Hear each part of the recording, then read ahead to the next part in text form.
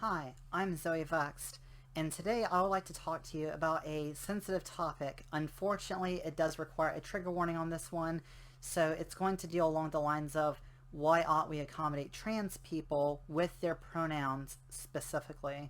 So if you don't have the emotional bandwidth to deal with this type of topic right now, then I'll see you later. Otherwise, sit down and, well, let's discuss it. So I've had several discussions, several arguments via Twitter, social media, and actually several real life discussions with people that confront me or want to ask me about my pronouns for some reason, I don't know. And they all kind of have the same lines of logic that run through them, at least the way that they see it. And I would like to review some of their more popular arguments or just stuff that I hear a lot and then my response to it. Now, not every conversation that I've had with these people end up turning into something that I would think of as productive. And I haven't persuaded each one of them to my side or anything like that.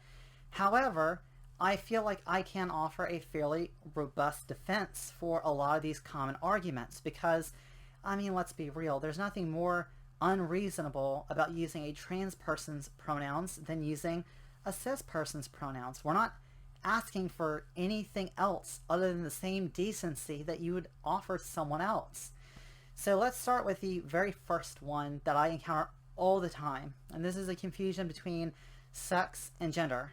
They want to say that, well, you can only be one or two sexes. You're either, born XX or born XY, and you either, you either have a penis or you have the other one. And it's like this type of argument is called biological essentialism. And what they're trying to do is they're trying to argue, just like any essentialist position, that there is some inherent intrinsic trait about the object or person or whoever that makes them that thing. So an essentialist might argue like there is some idealized version of like a chair kind of like floating out in the ethereal, and then every time a chair is made, it either, it gets as close as it can to that construct, otherwise it's not a perfect chair. They try to do the same thing with sex and gender. They're saying that there is some intrinsic property that is, being male or female, and that if you possess those traits, then that makes you that thing. Well, not necessarily, alright, because sex and gender, there might be correlation between these things, but they are not the same thing. I mean, we have different terms for them. So sex, as far as I'm aware, there's not that many trans people running around here trying to argue that you're changing your sex when you're doing anything. And I know, like, there's colloquial, like, back in the day, they say, oh, you have a sex change operation, GRS, right? And the thing about that is that none of that is required to be trans.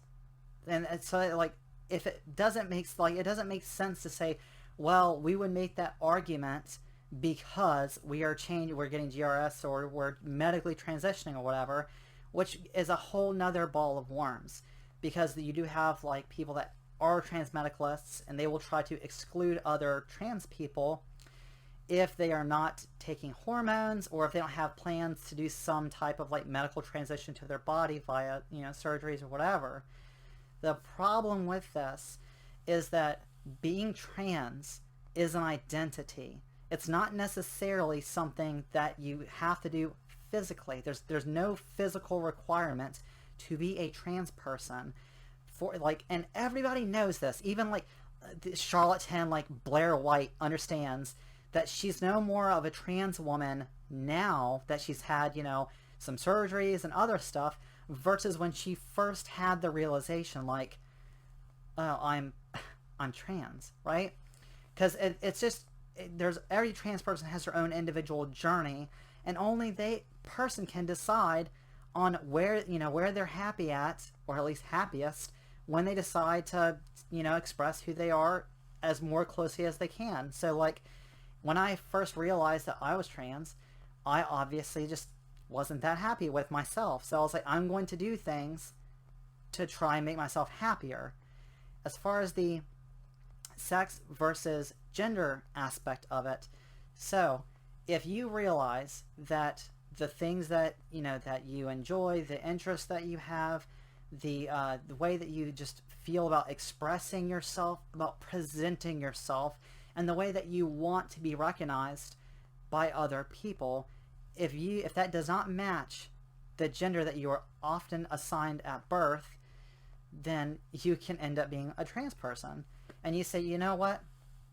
Because who I am, like who I actually am, does not match my exterior of what people often would think that somebody that is my gender ought to look like, I might do something to kind of help facilitate that by, transitioning in whichever way that I do.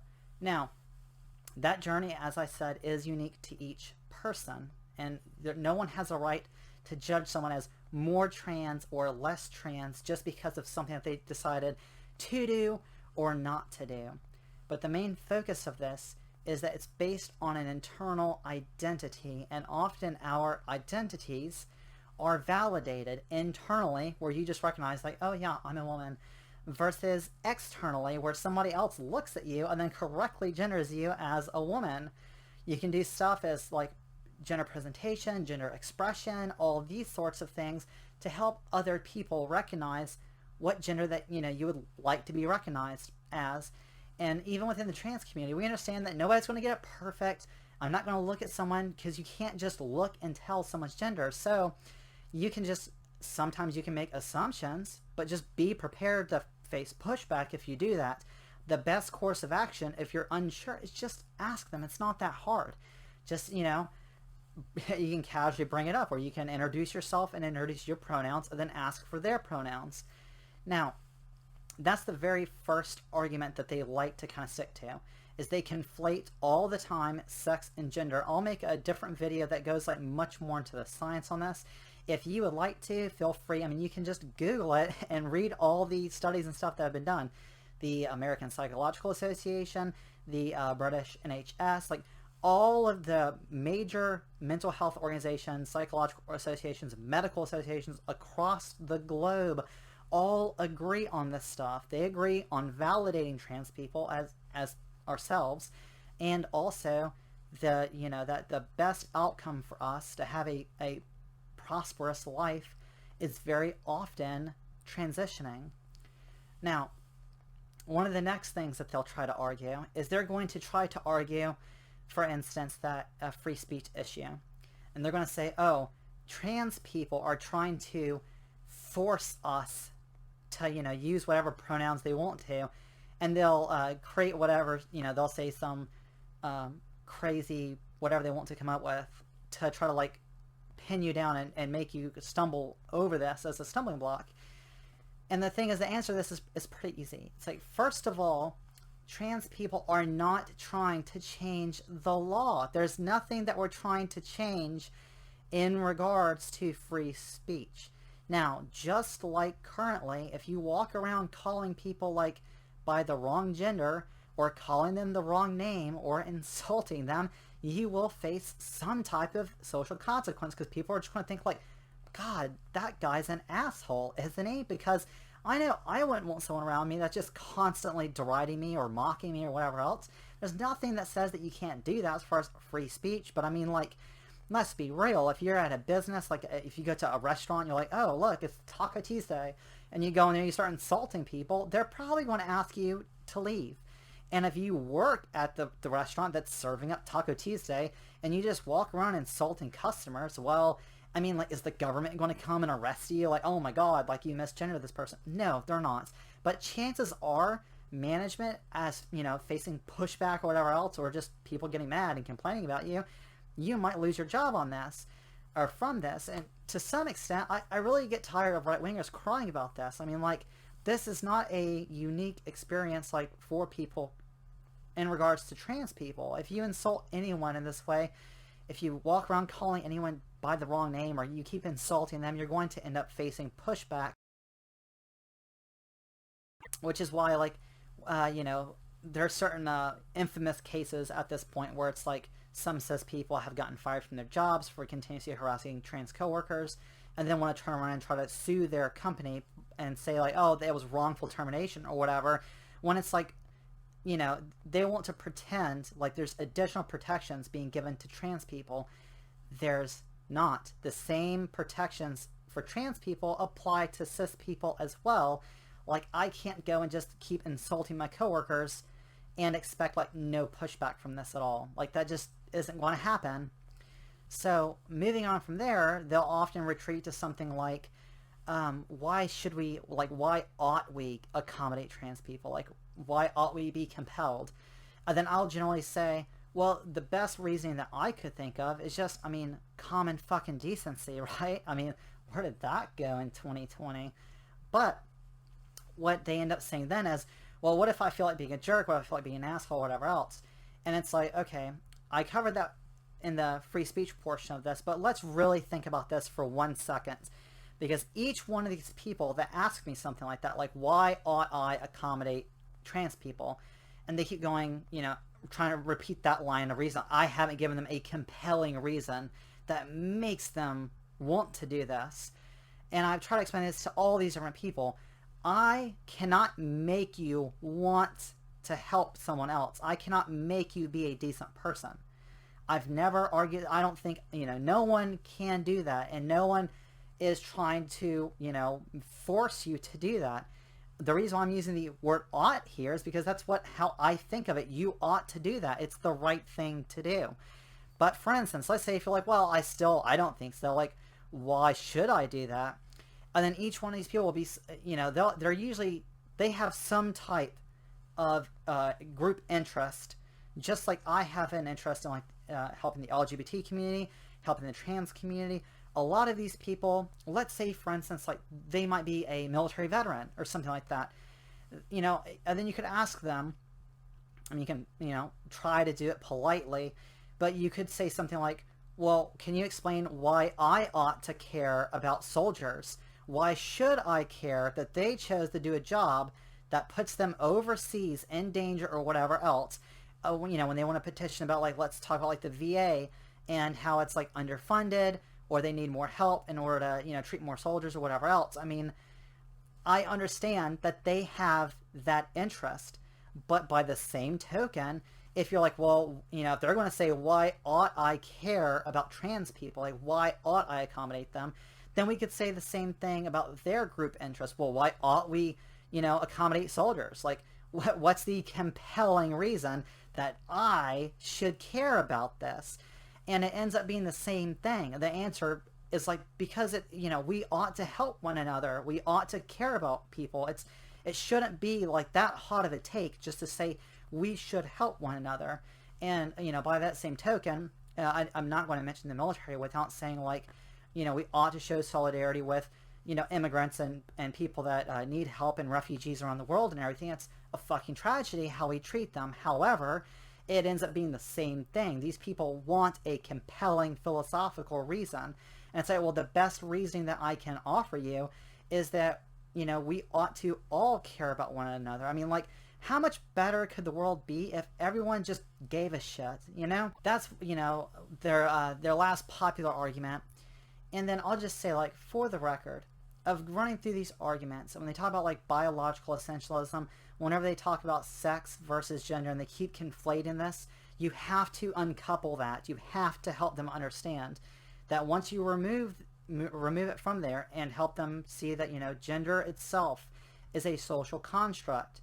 So, for instance, everything that we do, and I touched on this earlier when I was talking about, you know, you have your gender presentation, you have your expression and everything else. Like, you could present as, I don't know, a big burly man with a beard and a lumberjack shirt and everything, but then whenever, you know, so their presentation appears very masculine, but then when they start talking, they have a very high-pitched voice, you know, and it's like, you're like, whoa, I did not expect that voice to come out of that person. Well, I think what they're picking up, and what, you know, like, where a lot of this probably comes from, is that there's some kind of incongruence to what this person sees as your appearance, and then, you know, and then listening to your voice. And because they end up getting confused in that situation, like the lumberjack guy with a high-pitched voice, you know, and then when they get confused about it, they get like a little frustrated or angry or whatever else. But on the other end, so from the trans side of it, I'll say like this is something that really frustrates me with this line of argumentation, is because a lot of times they'll pull some kind of Ben Shapiro like, no, if you were born a man, you're just a man, and if you were born a woman, you're just a woman. There's no whatever. And this little cretin, that everybody thinks is such an intellectual. Whenever one of his like compilations of like owning the libs kind of thing, he ends up saying in there to one of these girls are asking him, they're like, is it just what's so hard about just using a trans person's pronouns? And Shapiro asks her like, whatever her age is, and she's younger, so she says whatever, like 20. And then he's like, well, why aren't you 65?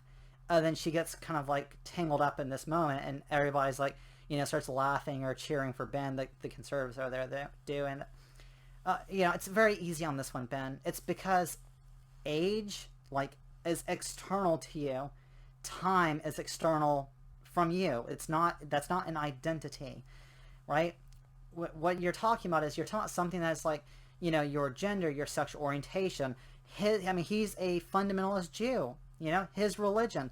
These sorts of things build your identity, as opposed to like, well, how do we measure time? And it's like, well, time is like should be objective. You're just comparing like apples and oranges here. These things are not parallel to each other.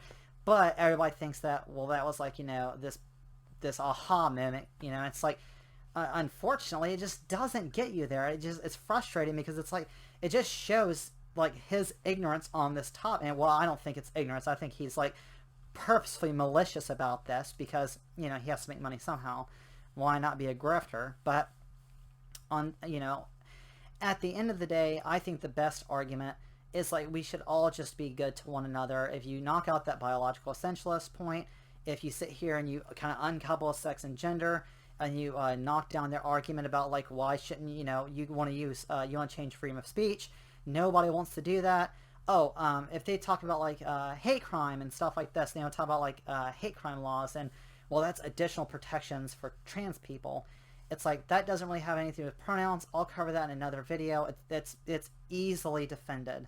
And just in a very quick nutshell, I would say it's because if you have groups of people that are more targeted for violence and more targeted for these like horrible crimes, then you have to have some type of law that deals with that to specifically help these people out. And just like it would be like the same type of argument absurdity of saying, well, if everybody if everybody's free and equal in the Constitution, how come you had to have an amendment for women to vote? It's like, motherfucker, you know why. But I think at the end of the day, I wish these conversations didn't have to be so hostile.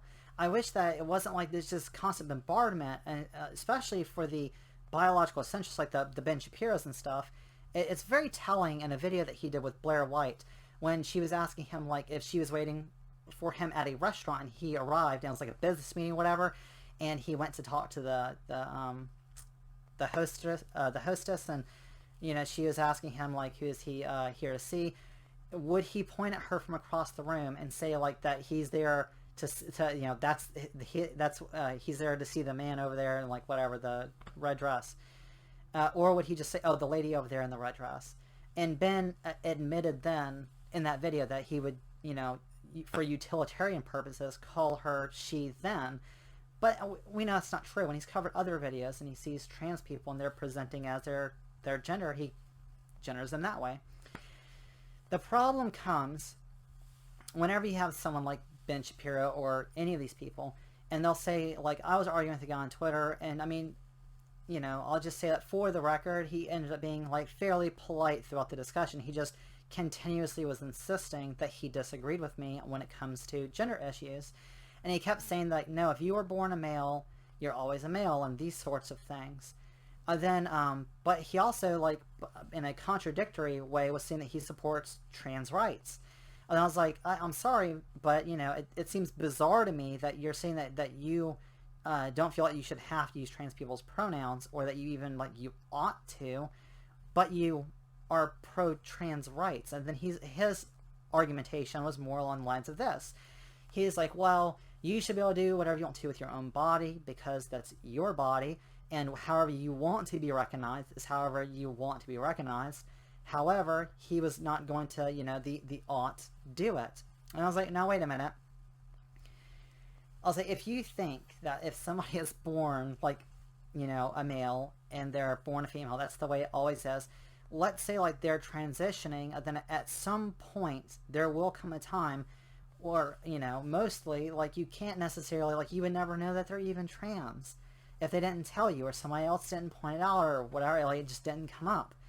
And I was asking him, I was like, is there any point in any person's, like, transition, like, if you were to look at any trans woman, whether it's, like, I don't know, like, ContraPoints or anyone, where you're like, I mean, if they just walked by me in the street and I never saw them on YouTube, I wouldn't fucking know.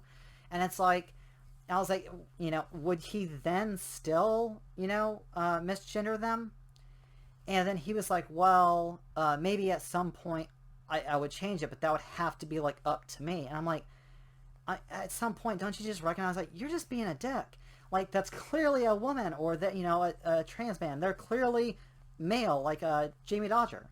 It's like, I've never looked at his videos and been like, huh, like, he's very obviously trans. I look at his videos, I'm just like, no, he's just a dude, like, talking about stuff. But at the end of the day, a lot of this stuff comes down to, like, just being petty, just being assholes, this sort of thing. I was glad that, with the conversation I had with this gentleman, that he at least was, like, saying that a lot of the arguments I was presenting him, he couldn't, like, immediately refute. And oh yeah, he had asked me to, like, well, what like, scientific papers and stuff can I offer to back my point up? And this is like what someone like Ben Shapiro will do. And the thing about this is, don't fall into this trap, because the science on this has been settled. All right, I mentioned before, like, every major psychological association around the world that's, like, reputable, every single, like, medical society that deals with, trans people, all of these different organizations, the science has a consensus on this. And this is very important, especially for people like Steven Crowder that want to act like, oh, we have no idea about trans people. And it's like, fuck yourself, mate. You know what I mean? It's like, the reason this is, all right, so this is settled science. There is a consensus. I really, if you only take one thing from this video, take this point for when these, like, let's just say, like, let's pretend that they're coming at the conversation in good faith, and, like, they just legitimately have questions, right? We'll say, like, if they say, give me the science, give me, whatever studies and everything else. The reason why, what your response should be to them, is they disagree with the science. It's on them to go and either find the studies and disprove the studies, or conduct their own studies that then disprove this stuff wrong. Is because the burden of proof lies on them. Once a scientific hypothesis has become, it's gotten peer reviewed, and it's been validated over and over and over, and it gets accepted as, just the consensus of the scientific community agrees on this, it's the people that are claiming that it's not true that have the burden of proof. Don't let them shift that on you, because this is what's going to happen. If you're somebody that just denies science flatly, and I know I hinted whenever, in my very first video when I talked about, like, anti-intellectualism, anti-science, these things go hand in hand, because what they're going to try to do is they're going to try to say, you have to give me a study or something that satisfies me, or I will not, admit that you have a valid point on this. And the thing is, they might try to phrase it as if they're engaging in skepticism, but what they're really trying to do is they're engaging in cynicism. They will flatly, so if you're a skeptic, like I am, and I know I didn't really even talk about atheism in my first video, but we'll just say, for the record, that if somebody is a skeptic about something, I'm skeptical about everything. I just am. Even, like, my own, like, reality itself. I'm curious about it. I love to learn things. And whenever I first started, recognizing my own journey as a trans woman, I was like, you know what? I'm just going to look into all the science and stuff behind it. I'm just curious, both for my own, intellectual exercises, and also just because it's like, I want to know, like what all I'm getting into necessarily. What does this mean to be trans? And it's like, that's approaching from a skeptical standpoint. You're actually legitimately curious about things. A cynic is somebody that will flatly deny anything. Like they just, no amount of evidence is ever going to be good enough. No amount of studies is going to be good enough. There's nothing that you will ever be able to provide that will satisfy them to a point where they'll say, you know what, you are right about this. It's very important to point this out because you don't want to get stuck in this, like, it's almost like it's a bad faith argument, really, in my opinion. They're saying like they absolutely like don't agree with the science or whatever else, but they want you to give them some type of science that proves your point. So all they have to do is just then go, nuh-uh, nuh-uh, And it's like, we've all dealt with people like this. You're probably familiar with it in other types of arguments, like a lot of the religious community, they use these the same type of strategy where they're like, well, what's your evidence that God isn't real or something like this. It's very important, don't fall into these types of traps. Just tell them that if they have a problem with the science, because it is settled, if they've got a problem with it, then they can go do their own studies. And if they want to sit here and talk about, oh, well, I saw this study and I saw this study and I didn't like its methodology or whatever else that they think invalidates the study, that's fine as well. And they can, take it to the people that conducted the study and hope that they redact it, or, point it out to other scientists that are in the field. And maybe those scientists can say, hey, you know what, guys? There's something wrong with this study. And the other thing is, they might try and frame stuff like, well, you have to, look at like who funded it and all this other like kind of conspiratorial stuff. Once again, unless they have evidence that they're bringing to the table that there is a conspiracy about this, unless they have some kind of, some type of evidence that they're providing you that actually like, can debunk whatever, who gives a shit? Like, they're just trying to mess with you. They're trying to make you question your own identity. They're trying to make you question, like, why should we even be good to, other people and this sort of stuff, especially the most vulnerable among our society, just because they're not comfortable with possibly using the or their pronouns, God forbid. Anyway, I think that pretty much wraps up this for now. I'll just say, like, as a closing thoughts on this, is that I wish we could have more productive conversations on this topic. I wish that people did not get so, and I'll just say, like, for the record, I do see that the right wing and conservatives, they get so passionately mad about this, and they've moved it from, like, they want to change from arguing about, like, sex and gender as being like biological essentialism. Then they moved to trying to argue that, well, we can't change, our hormones will never let us, be the correct gender. Then they try to say that, oh, it's not, it's the bones, like your, skull shape or whatever bullshit this is. Then they moved it back to chromosomes. And then when we found out that that wasn't true either, they moved from chromosomes and now they're talking like gametes or some shit like this. It's like, come on, man. Like, basically, it's like, why don't you just admit, like, you're like this, there's not enough science that will ever convince them. If they want to be skeptics, and they can be like dickheads on their own, like, let them, form their own little circle jerk communities or whatever and pat themselves on the back, talking about how logical they are when they're just living in a reality that they created, on their own, very ironically. I'm just saying that if you come to me, you can follow me on Twitter, you can comment down below. I'll try and definitely get back to your comments. If you want to argue with me, I mean, I'm on Twitter all the time. I basically just haunt the damn place. If you want to come and argue any of these points with me on Twitter, I'm more than happy to have those conversations, as long as you remain civil. And that's what I wish we could have more of, is just civil arguments or civil discussions. But I think that's it for now. Please click that like button. Please subscribe and follow me everywhere on my social media. And I will see you in the next video.